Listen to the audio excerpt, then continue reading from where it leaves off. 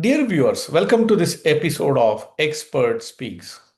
We just completed the September 2025 quarter of India's economy. It's time for us to take stock of what happened in the last quarter, what has moved up, what is slowing down, what are the threats and opportunities of the Indian stock market.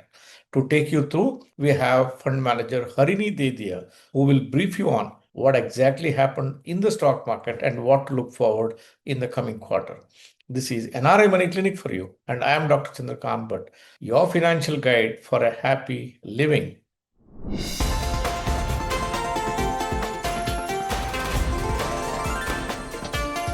NRI Money Clinic.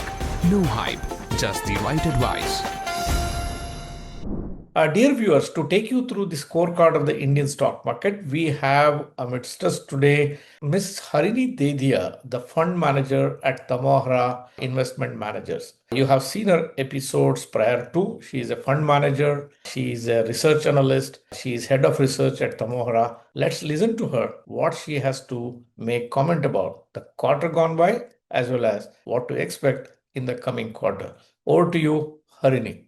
Good evening, Dr. Bhatt, and thank you for having me here again this quarter. As I've always maintained, this exercise that we do where we discuss, the quarter gone by and what is the new incremental information that's come in and what we're expecting going forward. It really helps us sort of parse through the noise, separate the wheat from the chaff and, really think through very clearly as to what has happened, what is relevant, and what is something that's just noise that we need to really move past. So thank you once again for this opportunity. And without further ado, we'll get straight into our sort of quarterly update.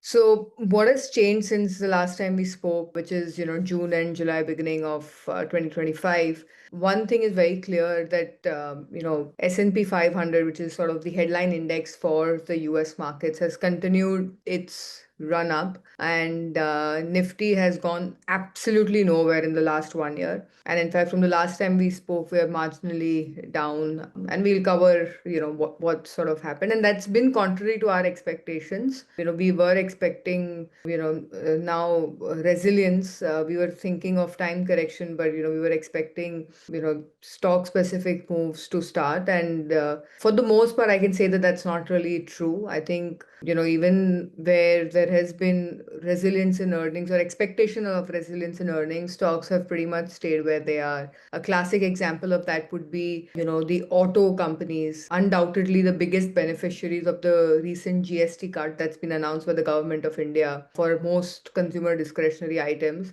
And we've seen that since the announcement, which was on August 15th, most of these auto stocks, be it auto ancillaries or a larger chunk of the auto OEMs, are actually down from August 15 levels. They, of course, had a run up in the middle and then now they've come off. So the stock specific moves that we were sort of hoping that would start wherever there's growth, and that's not really happened as yet. The two other points to note, of course, for any investor, any NRI looking to invest in India is, rupees, of course, taken a massive hit. We're now at almost 89 rupees to the dollar versus 84 last year. So that depreciation has really picked up pace, and it's come at a time when dollar itself against a basket of other world currencies has weakened. So this is a rupee specific problem, and it's predominantly because capital is is leaving this country right now, and that's something that we will cover as well. So the FIIs and FPIs have been selling India constantly, and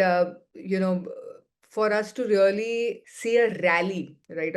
There has to be FII money coming back to India. This is something that we've covered in the last couple of sessions, where we've said that, the domestic flows, the domestic SIP money, and all of that is good to maintain the index at a certain level, to absorb all the selling that the FIIs do. But FIIs really need to change track and, be confident on the India story and be comfortable with the Indian valuations for us to see a move up. So that's there. Gold has seen a fantastic run up. And it's surprising that if I remove Indian equities from the picture, what has been very surprising is that we are seeing US stocks do really, really well. We're seeing gold also do really well. We're seeing some select US markets like private equity do really well. So generally gold is the antithesis move, right? If gold does well, typically you see trouble everywhere else. But right now, while we're seeing initial signs of trouble come up, there are still a lot of markets that are moving along with gold.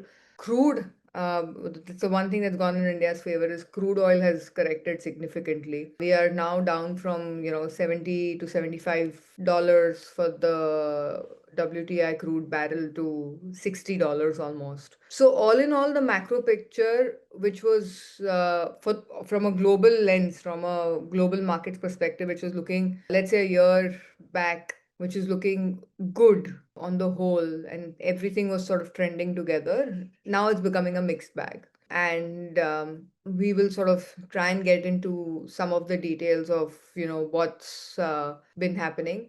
Two things I want to call out specifically. One is I want to reiterate that we've gone sort of wrong per se on our call of, stock specific recovery happening. If we sort of refer to something that we spoke about last, probably November, December, we were assuming that, Feb, March onwards, we would start seeing some pickup in Indian equities, and that has happened, right? So our portfolios since Feb, March are probably up in low teens or between 10% to low teens, depending on which portfolio we're talking about. And that's the case for most managers in India. But it's still from a year's perspective, there's been zero displacement, right? There's been a lot of volatility, a lot of heartache, a lot of up and down, a lot of looking at, tweets, what is being talked about today, what is happening tomorrow. But there's no clarity that has emerged. And that's the one thing that we really wanted to point out.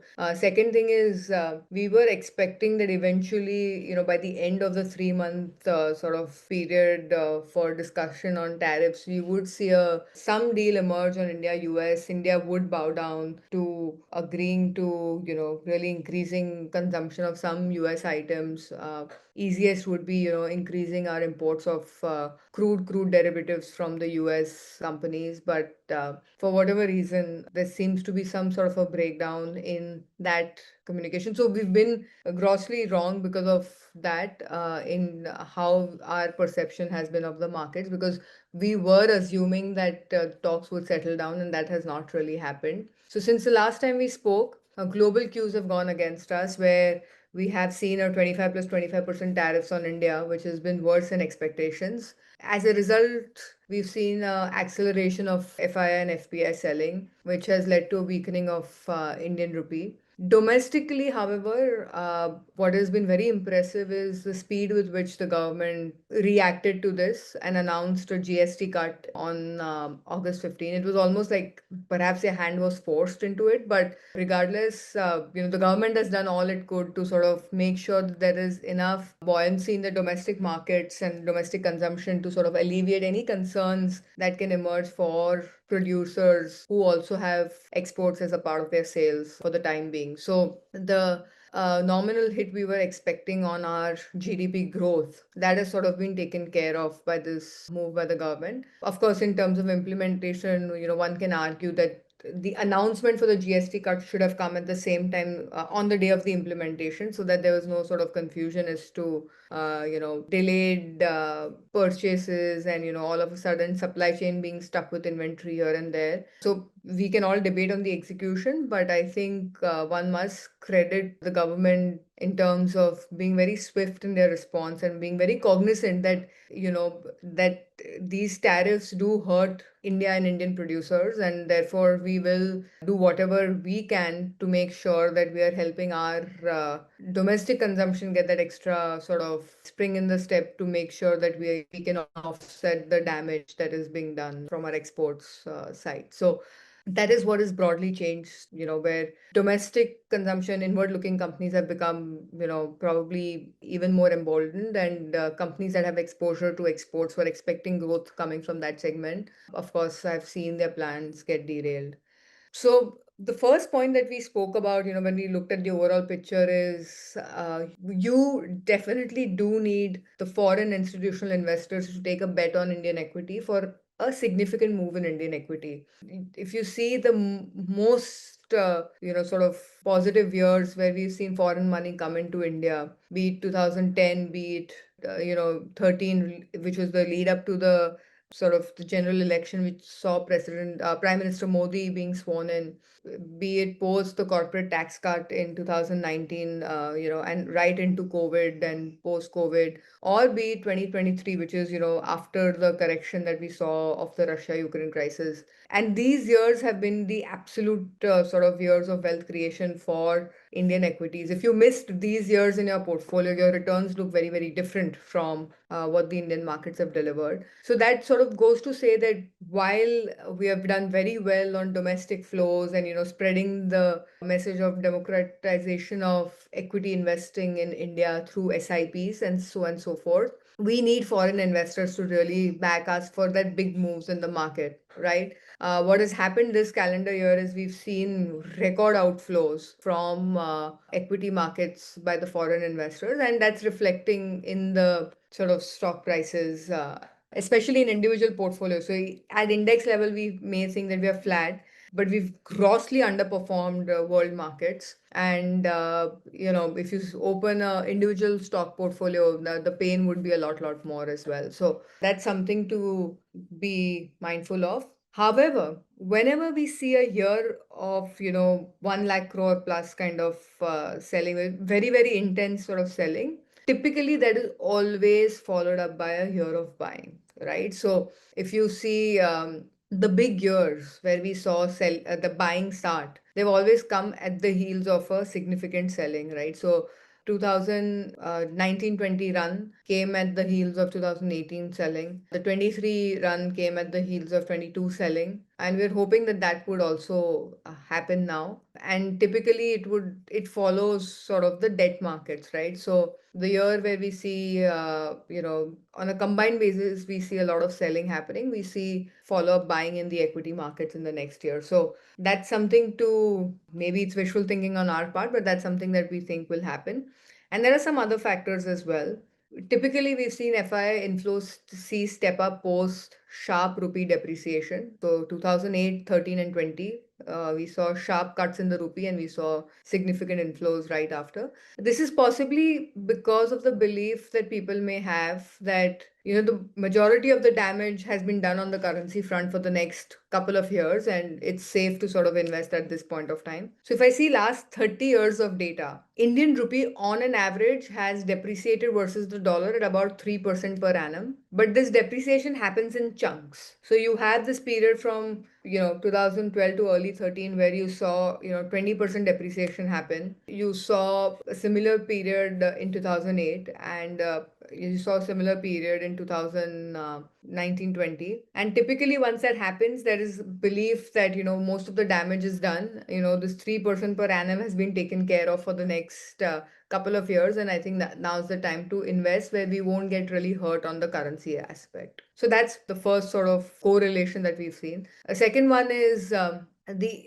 underperformance we've seen in the Indian dollar returns in the last 12 months is very, very rare, and it is always followed by an outperformance in the coming year. So in the last 12 months, we've seen Indian USD underperform EM by 24%, and we typically do see India outperform afterwards. So this possibly the reason for this is India is the perfect sort of anti-AI trade, right? Our valuations were high to begin with. There were, of course, pockets where there was value, and we will discuss that as well. But valuations 12 months back, given that we were still seeing single-digit sales growth, were high. And, we were known to be that IT service-driven market, at least to a foreign investor. And for that purpose, we became the anti-AI trade, right? So the AI-led rally that we've seen across the world,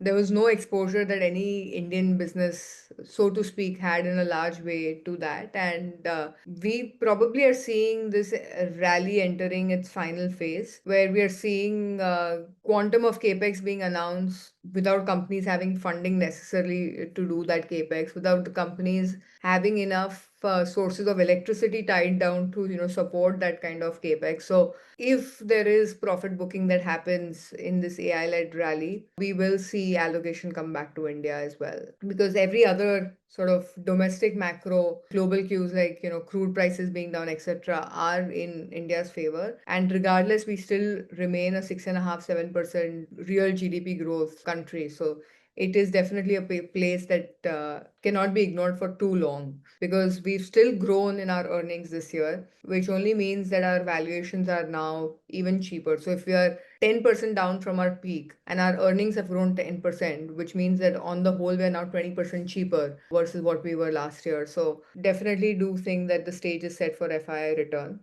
We're definitely cheaper when we are comparing ourselves to gold. And this is the one asset class where people have made a lot of money. And we are now nearing that point where we almost always see a sort of a pickup in Nifty 500. So that's something to be cognizant of as well. Domestic macros are improving. We've been sort of calling out this weak sales growth, and I believe that Q2, so which is September end numbers, will reflect weak sales growth simply because the GST cut has come in towards the end of Q2, which started at the first day of Navratri, and we would have seen almost a month and a half worth of period in Q2 where there would have been almost zero sales, where because of either of the Shraddh period or because of people pushing out their purchases, knowing that there is a better price waiting for them, towards the end of the quarter. So we definitely believe that Q3 onwards, we will now enter a double-digit sales growth period, and that sort of changes, the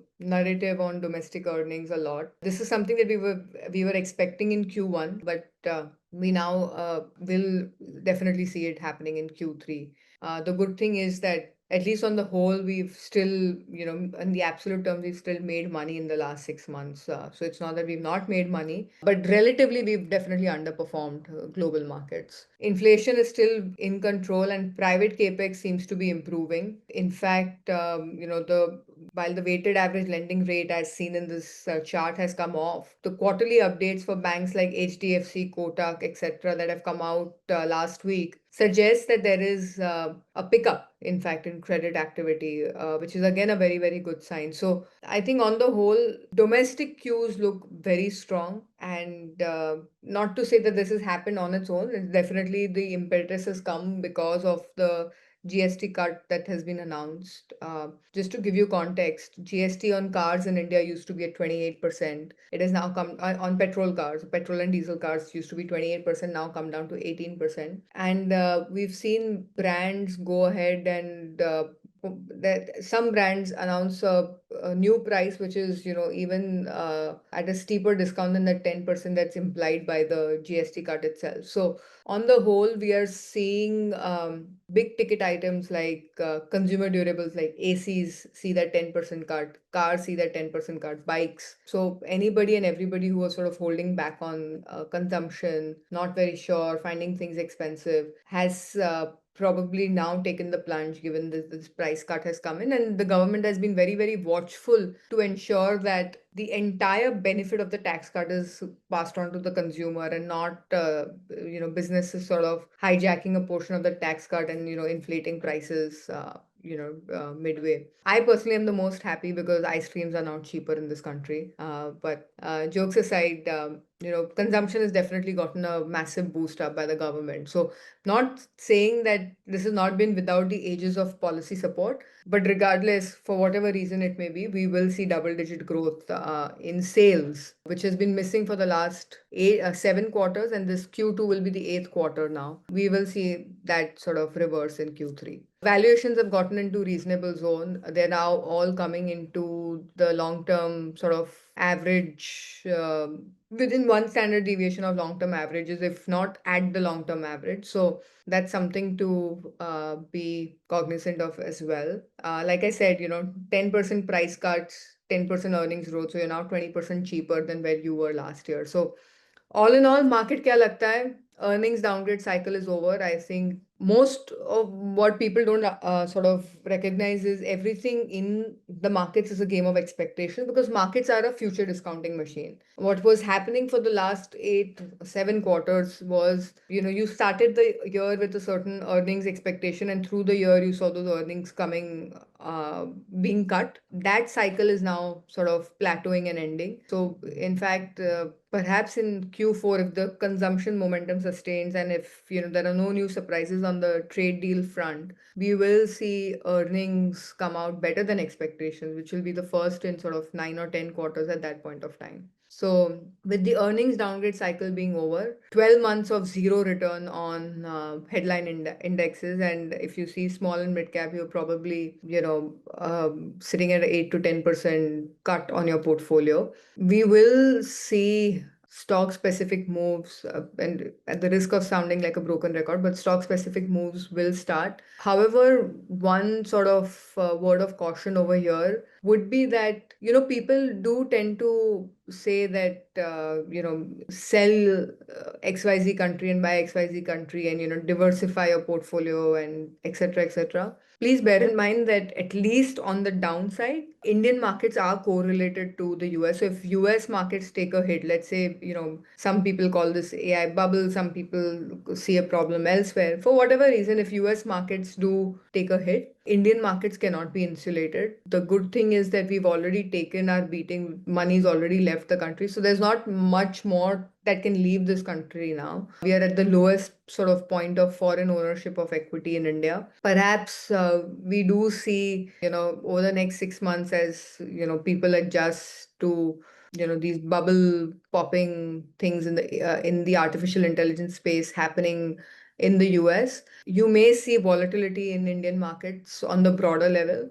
So you may see moves and rallies being very, very stock or sector specific, particularly very, very domestic consumption oriented. But that volatility will persist as long as US markets remain volatile. And once that is done, I think India will start outperforming again. So probably next 6 to 7 months, we will see broader index level cuts happen because of that. But the flip side is that because a major chunk of the selling is over, and we believe that next year we will see a significant inflow of FII money into India. You at some point early next year, you will start seeing a broader move also happen, at least in the short run.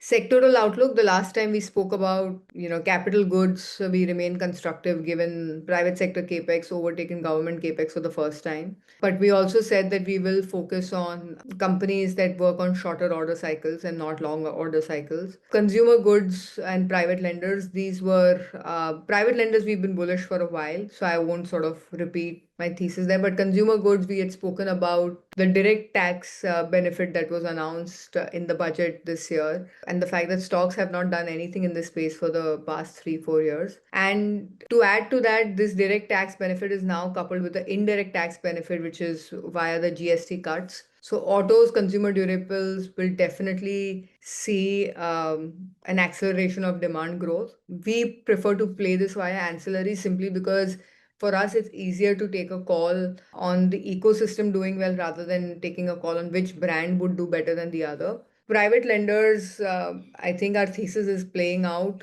Growth is definitely picked up. The September quarter updates that we've seen for HDFC, Kotak, and the likes suggest that improvement has happened. The one sector that we will call out now is chemicals. I think the thing to remember about chemicals is they percolate our daily consumer life. So if consumer does well, volume growth in chemical companies naturally comes through, because unfortunately, if you see the FMCG products that we use on a day-to-day basis, and if you read the label behind, you will see a lot of, chemical names, most of which we can't pronounce there.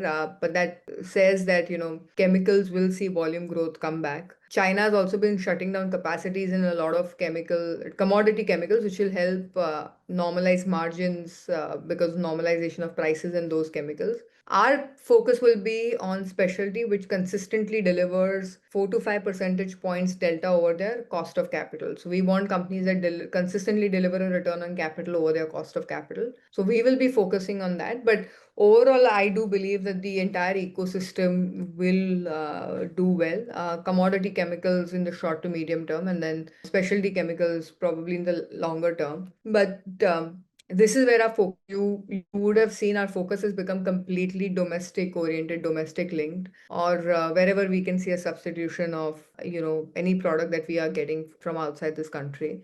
Lenders in India have nothing to do with, they pretty much operate within the confines of this country. Consumer goods, we're again talking of really the prowess of Indian consumer here. And chemicals also, we're talking of companies that are linked completely to domestic, consumer-led volume growth. So I think for the time being, given the uncertainty on the tariff front, we were completely caught off guard by that. We would sort of position ourselves, on very, very inward-looking things, very domestic consumption-oriented things. But having said all of this, if you ask us, and we had said this in November, December, that probably Feb, March onwards, we would start deploying incrementally. And maybe May, June onwards, we would start seeing data points supporting that. Now, of course, we've sort of made money on that call, but we've underperformed globally, right? So if you are an NRI, you have an option of investing anywhere in the world. You would have made absolute money, but you would have made lesser than your neighbors, and that's not a pleasant feeling to have. But for us, we would probably, in the next 5 to 6 months, where we are expecting to see some more volatility, we would start accelerating our deployment of capital now, simply because we believe that there is not much left to sell in Indian equities, for the foreign investors and for domestic investors. This is not to take away from the fact that there are pockets of overvaluation, but we think that when you have 8 quarters of single-digit growth reversing and becoming double-digit growth, you have had 12 to 15 months of zero returns. You have 18 months of SIP showing zero returns. You have foreign investors who've just been taking money outside this country constantly. You have currency sitting at its weakest level, despite RBI reserves, forex reserves being very healthy. I think the stage is set for just a reversion to mean, if nothing else. So we would definitely be accelerating our deployment going forward. And, we've started deploying money aggressively, probably, or actively from Feb, March onwards. And we will now pick up pace. And so probably in the next 3 months or wherever we see that double-digit sales growth is sure shot given, where we see an outperformance in earnings relative to peers come in, we will definitely be, completely positioned. So probably by November, December this year, again, hoping that there's no other negative news that comes out on the trade talks, we would be, fully deployed. And we would be sort of asking for top-ups if we get increased volatility at the time being. So that's where we are. And I hope that this was informative. I was happy to, hear any feedback or any comments that you guys may have. Thank you so much, Dr. Bhatt, for having me. As always, it's been a pleasure, and it's been an eye-opening exercise for us to sort of, take stock of where we are in the markets and put out a very concise view on the same. Thank you.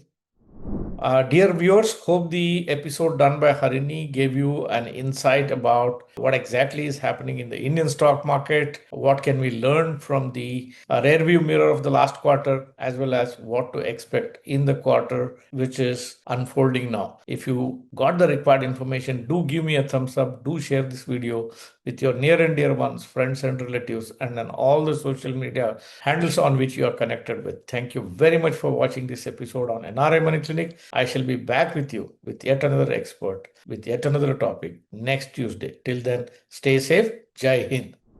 Press the bell icon for more details and subscribe our channel.